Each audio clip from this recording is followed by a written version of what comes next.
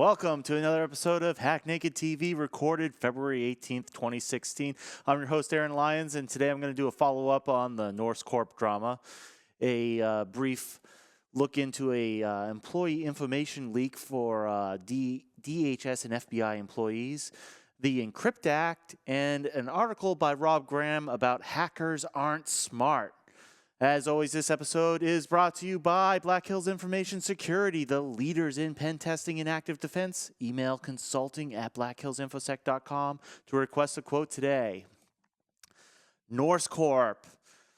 Well, the InfoSec world loves drama, and Norse Corp has been no end for the last 2 weeks. We first reported on a couple of articles by Rob Graham and Brian Krebs about Norse Corp imploding, and it hasn't let up since. So they fired their CEO, Sam Glines, and he has since accused the critics of Norse of harboring an agenda against them, and says that the articles such as the one by Krebs have done nothing but damage them and are false claims, essentially.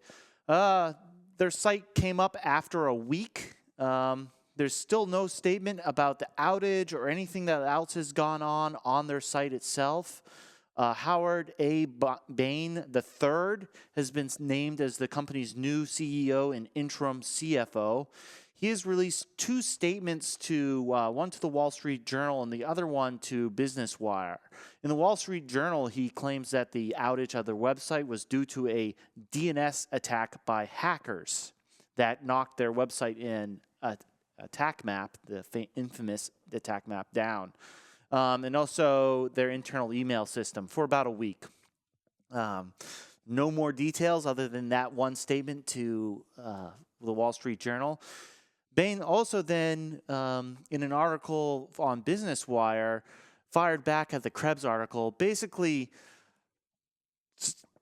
giving reasons why every single thing that Krebs said was false. It really comes off as sort of a, in my opinion, the flailing of a company in its death throes. It's a good read, though. It's interesting. Links to the articles are in our show notes. Please check them out. If anything else develops from this story, we'll have it for you here. On to something a little bit more interesting, maybe not interesting, less drama anyways. There was a recent leak of employee info of employees of DHS and FBI. About 30,000 in total, 10K from DHS and 20K from the FBI. Details on this are a little sketchy, but the hacker claims to have gained access to the employee information by first social engineering access to a DOJ web portal let me back up there. They allegedly gained access to a compromised email account of a DOJ employee. They used that compromised email account to then social engineer access to the DOJ web portal. From there, supposedly they were able to eventually fully compromise the user's end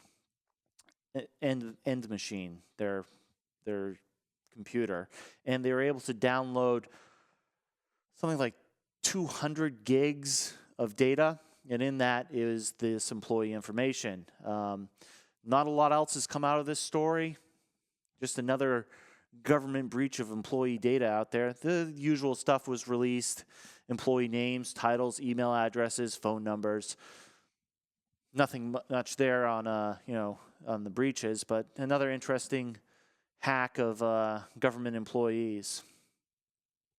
And on to some U.S. legislation that's in the works. There's a new bill with the U.S. House of Representatives right now called the ENCRYPT Act.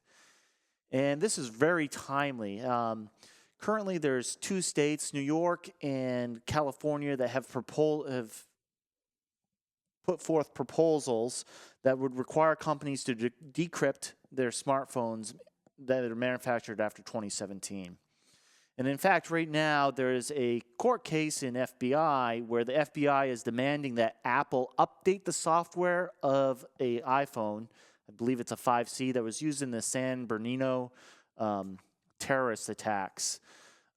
So what the FBI wants Apple to do here is iPhones there's two options. One option is that enter in a passcode and it progressively increases the wait between guesses up to an hour. So gets really slow trying to brute force it. The other option is to have the phone erase itself after 10 bad guesses. So either of these options make brute forcing the passcode on an iPhone impractical. What the FBI wants Apple to do here is update the software on the iPhone to disable these features and allow them to basically brute force at any speed that they want. You know, they claim this to be a one-time use and it would never be used again, but we know that's not true. Once we make a master key to a safe or a series of safes, the master key is out there for all safes. It makes them all insecure. Apple's fighting this, and the ENCRYPT Act, which is in the House of Representatives, actually would prevent any state or locality from mandating that a manufacturer develop or provide designs or alter the security of a product so that they be decrypted or surveilled by authorities. So the ENCRYPT Act would make all of this sort of, we need backdoors type stuff, we need to have ways into this, moot. The other argument in this is that there is not a single case that's been brought forward that law enforcement in the U.S. has been able to show that not being able to access encrypted communications has prevented them from being able to prosecute and convict.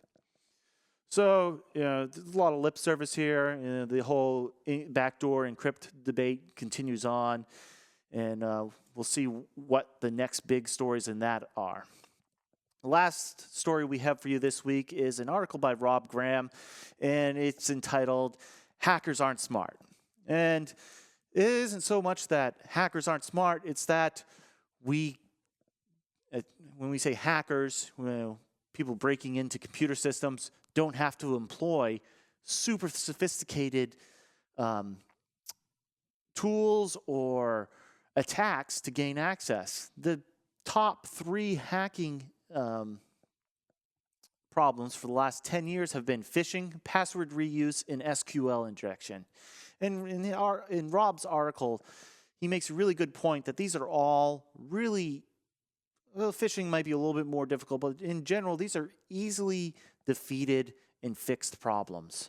Password reuse can be fixed. SQL injection shouldn't even be a thing anymore, but it is. And the vast majority of phishing, unless it's really targeted spear phishing, is easily defeated by good spam filters on your AV. So it's an interesting article. He makes some good points in it. You should go out there and read it. As always, links to all of these stories are in our show notes. Thank you, and we'll talk to you next time.